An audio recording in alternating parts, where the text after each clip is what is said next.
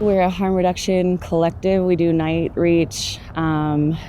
We're just trying to create something positive while we're still fighting for policy change and fighting for all of the human rights that should be happening, and meanwhile coming out every night and supporting folks and allowing people who have lived in this world, have existed in this world, to have the most say on the care that's provided and how that looks. I've worked in harm reduction for quite a while, and it seems like every organization that I've been in and out of, there's always like these huge systemic barriers of like how we actually provide care and build relationships and develop like supports of getting somebody to reach their goal. So the idea and the hope is to create a space for drug users to take that work back and to reclaim it and to fulfill it in the way that it should be. We meet up here in the parking lot and we pack up all of our carts with our supplies. So that's like our food and our hygiene stuff, our clothes. And then we also have our backpacks that are filled with our harm reduction gear. So we carry safer injecting, so we like rigs, and we carry smoking supplies, so hammer pipes, bubbles, straights. And then we also carry bags with Narcan as well for handing out in the community and then for us to use as well. Harm reduction is meeting people where they're at. And reducing the harms within risky or traditionally known unsafe behaviors. But that doesn't just have to be like drug use or sex work. It's just providing people basic human rights, giving them access to their basic human rights, treating people as people regardless of their life choices or their circumstances, just reducing the harms within society, specifically for, in our case, for folks who are marginalized from traditional access to those things.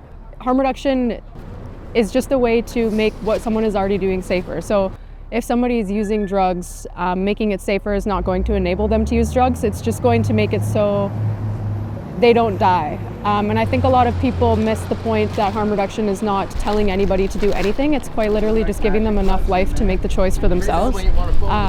People can't make any choices if they're dead. So if somebody is alive long enough to choose their own way of healing, whatever that may look like, then that's all our goal is. We also don't do harm reduction with the goal of abstinence. We don't hope for people to stop using drugs. If that's what they want to do, we will support them in that. But if that's not what they want to do, then they still deserve life. There's a big lack of just empathy for fellow community members, fellow human beings right now in society. We're very separated, and it's a very us versus them mentality. Harm reduction is just bringing people together and saying that like we're all neighbors, we're all here in this, we're all experiencing this, and we can get through it together. It doesn't have to be us versus them, and just shows people that they're loved and that they belong, because like humans don't respond well to alienation and shame and judgment. We don't take well to that. It doesn't feel good, and nobody becomes a better person out of being isolated and being shamed. So it's just showing up for people and letting them know that they're worthy regardless.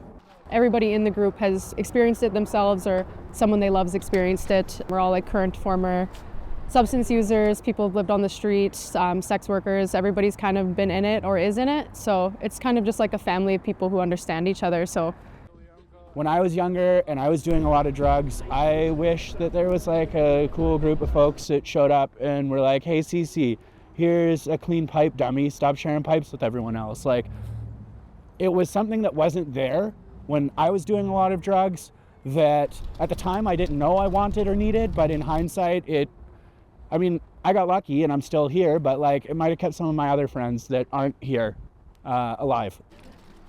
If we can do things like show up every Wednesday with like a smile and an open ear and some food, some clothes, and a fresh pipe, might not be saving the world, but we're going to keep our friends alive for another day. And maybe, one step at a time, that is how we save the world.